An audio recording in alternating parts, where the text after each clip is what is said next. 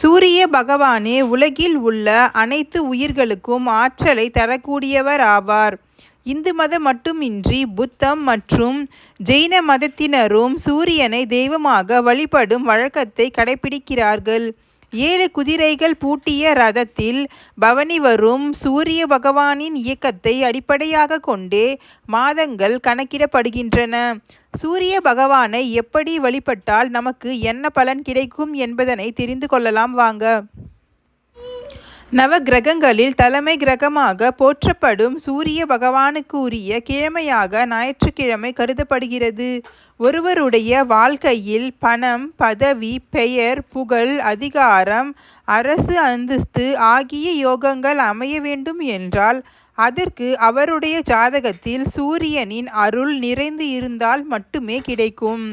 ஞாயிற்றுக்கிழமையில் விரதம் இருந்து சூரிய பகவானை